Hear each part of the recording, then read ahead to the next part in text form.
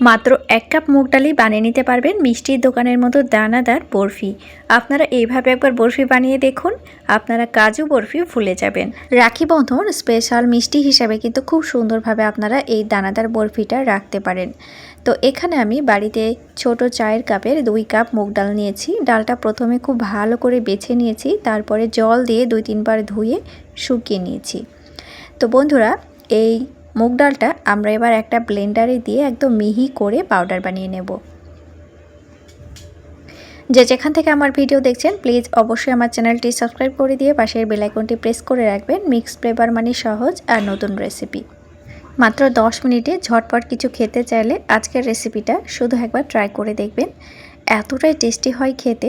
তো বন্ধুরা দেখুন, খুব সুন্দরভাবে পাউডার বানিয়ে নিয়েছি। তবে এই পাউডারটা একদম মিহি পাউডার হবে না, একটু দানাদার হবে। দেখুন, হাতে নিলে ঠিক এইরকম একটা হালকা দানা দানা ভাব আসবে, তাতে কোনো অসুবিধা নেই।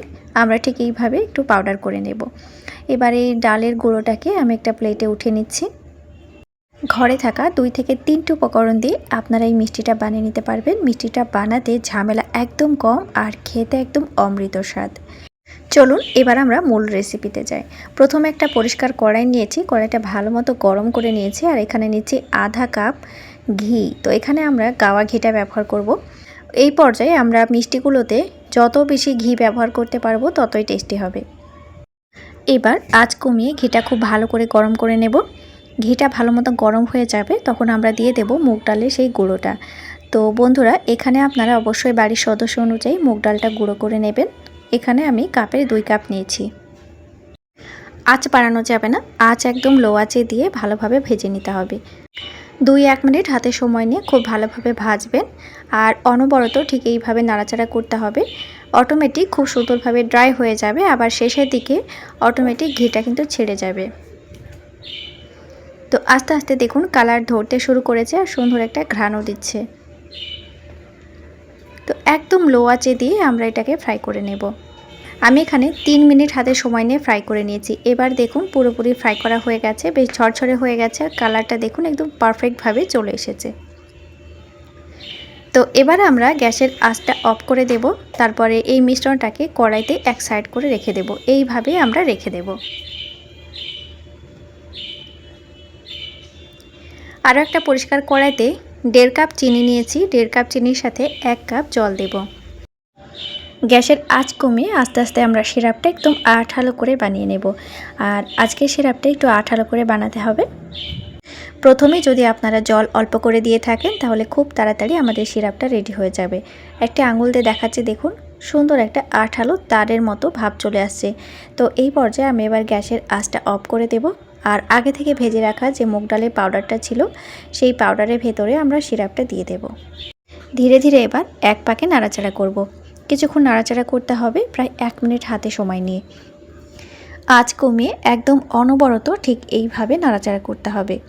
এতে আমাদের মুগ ডালের যে পাউডারটা ছিল সেটা খুব সুন্দরভাবে সেদ্ধ হয়ে যাবে, ফুলে উঠবে, আবার বেশ আঠালো হয়ে যাবে।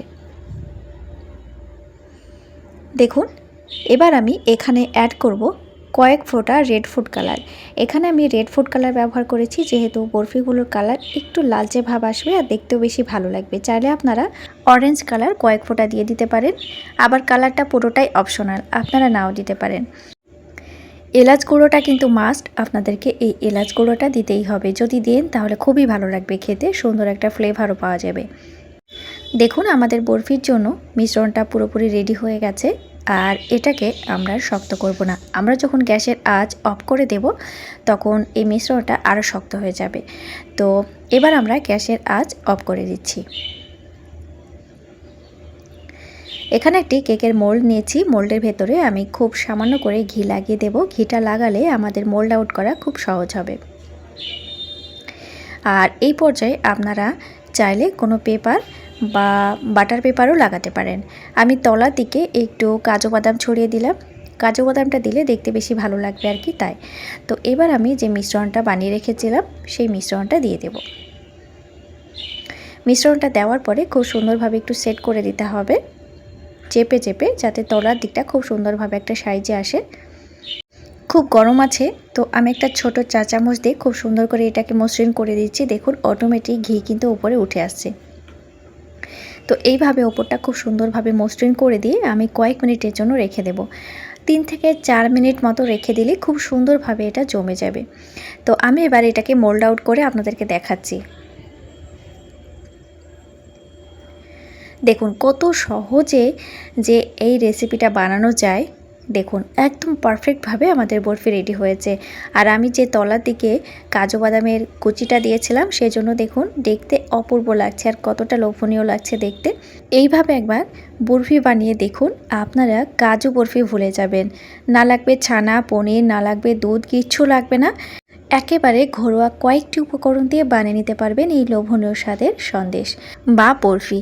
তো চলুন বরফিটা এবার কেটে আপনাদেরকে দেখানো যাক। আমি একটু বড় বড় করে কাটবো যাতে দেখতে বেশি ভালো লাগে। তো বন্ধুরা, ভিডিও চলাকালীন আপনাদের কাছে ছোট্ট আরও একটি রিকোয়েস্ট, অবশ্যই আমার চ্যানেলটি সাবস্ক্রাইব করে দিয়ে পাশের বেল আইকনটি প্রেস করে রাখবেন। আর বন্ধুরা অবশ্যই আমাকে কমেন্ট করবেন, কমেন্ট করলে ভিডিও বানাতে খুবই ভালো লাগে। আর নতুন নতুন রেসিপি বানিয়ে হলো মিক্স ফ্লেভার চ্যানেল। দেখুন আমাদের বরফিগুলো পুরো রেডি করে নিয়েছি আর পরিবেশনের জন্য একদম পুরোপুরি রেডি। দেখতে ভালো লাগার জন্য চাইলে ওপর থেকে একটু সিলভারও আপনারা দিয়ে দিতে পারেন। তো যাই হোক, আজকের রেসিপিটা আশা করি আপনাদের ভালো লেগেছে। খেতে এত মজার হয়, মানে কি বলবো, এতটাই টেস্ট হয়, বানিয়ে না খেলে কিন্তু আপনাদের বিশ্বাস হবে না। তো বন্ধুরা, আমি একদম নর্মাল আবহাওয়াতে রেখেছি। যদি আপনারা ফ্রিজে রেখে দেন তাহলে এটা কিন্তু পুরোপুরি শক্ত হয়ে যাবে আর দানাদার হয়ে যাবে। তো আজকের রেসিপিটা আশা করি ভালো লেগেছে। যদি ভালো লেগে যায় তো প্লিজ অবশ্যই আমার চ্যানেলটি সাবস্ক্রাইব করে দিয়ে পাশের বেল আইকনটি প্রেস করে রাখবেন। নতুন নতুন রেসিপি নিয়ে ফিরে আসছি পরের এপিসোডে। Thank you.